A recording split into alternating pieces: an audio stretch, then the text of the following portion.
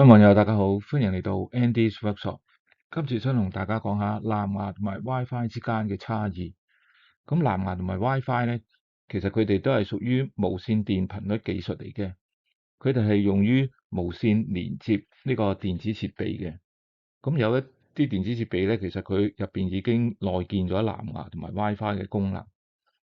咁呢兩種技術咧，其實佢哋都有一啲差異嘅地方嘅。咁我哋首先講下藍牙啦。藍牙嘅誕生咧，其實係為咗消除電子設備之間嘅連接線問題。藍牙係一種低功率嘅無線電技術，佢係利用呢個短距離無線電波，令到附近嘅設備彼此能夠連接嘅。咁喺呢個藍牙設備裏邊咧，其實佢係有一個電腦晶片嘅。咁呢個電腦晶片咧會發出信號啦，令到其他喺周邊嘅其他藍牙設備咧都可以連接到嘅。咁呢個動作咧，我哋就稱之為配對，英文叫做 pairing。咁當呢個設備配對成功之後咧，佢哋就可以彼此交換呢個資料啦。咁藍牙最常用嘅用途就係無線音訊串流啦，即係譬如我哋可以將手機同埋呢個無線耳機或者係外接喇叭做配對嘅。藍牙可以用於將呢個耳機配對到電視機啦。或者將無線鍵盤同埋滑鼠配對到平板電腦或者電腦。另外一個常見嘅用途就係將手機同埋汽車音響系統配對啦。咁配對咗之後咧，我哋喺開車嘅時候咧就可以講電話啦，用呢個免提功能嚟到講電話啦。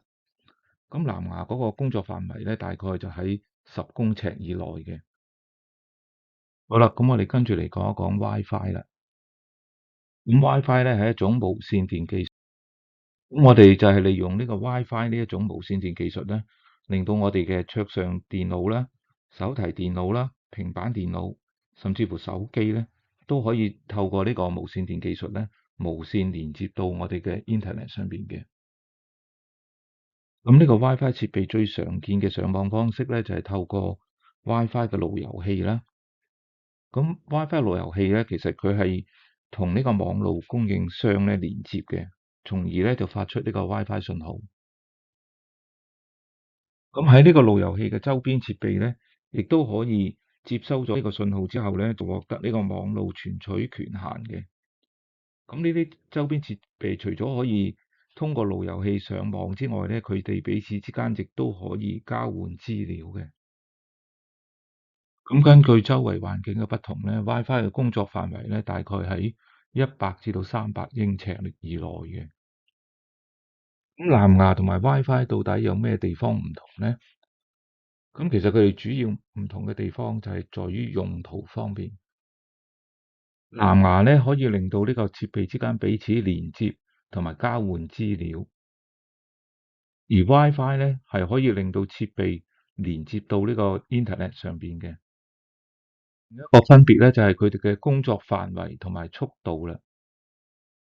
咁藍牙嘅傳輸速度咧就較慢，同埋佢個工作範圍咧亦都較短嘅。咁相對嚟講咧，WiFi 嘅速度比藍牙就快啦。而且咧，佢嘅傳輸範圍咧，大約就係藍牙嘅10倍。咁由於藍牙嘅傳輸速度較慢，同埋工作範圍較短咧，咁所以咧，佢嘅耗電量亦都係少啲嘅。咁即係話咧，藍牙犧牲咗呢個速度同埋範圍，但係換翻嚟嘅咧就係電池嘅壽命較長啦，同埋充電嘅次數會少啲嘅。咁所以咧，藍牙設備就可以設計到更加小巧，同埋唔需要呢個配置呢個大嘅電池。咁藍牙同埋 WiFi 嘅設備咧，一般都係使用2.4個 GHz 嘅頻率工作嘅。咁其他設備咧，亦都係用同一個頻率嘅。譬如呢個微波爐或者係無線電話，佢哋都係用呢個頻率。咁咧，從而咧亦都可能會產生干擾嘅。咁一般嚟講咧，藍牙就冇咁容易受到干擾嘅，因為佢用一種特別嘅技術嚟到傳輸呢個信號嘅。呢種技術中文叫做跳頻式剪頻，英文叫做 frequency hopping spectrum。或者我哋簡稱叫做 FHSS。咁喺呢種技術裏邊咧，只有傳輸端同埋接收端先至知道呢個信號嘅模式，咁所以咧就比較冇咁容易受到干擾。咁藍牙嘅信號咧會喺79個唔同嘅頻道之間跳嚟跳去嘅，要改變頻道嘅次數咧可以高達1秒鐘1600次嘅，所以藍牙喺呢個對抗干擾呢方面咧係比 WiFi 好嘅。而且藍牙設備嘅連接咧，亦都係比較簡單嘅，同埋佢哋唔需要密碼。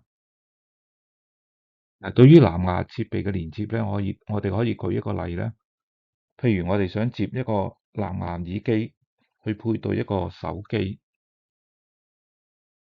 咁我哋只需要開啟呢個藍牙耳機嘅電源啦，然後喺手機上邊咧開啟呢個藍牙功能，跟住就喺呢個手機嘅設定裏邊咧點選出現嘅耳機名稱，就可以連接到呢個耳機啦。好，今條短片就講到呢度。如果你喜歡我呢條短片咧，記得畀個 like 我，share 我個短片出去，同埋訂閱我個頻道。多謝大家收睇，下次再見，拜拜。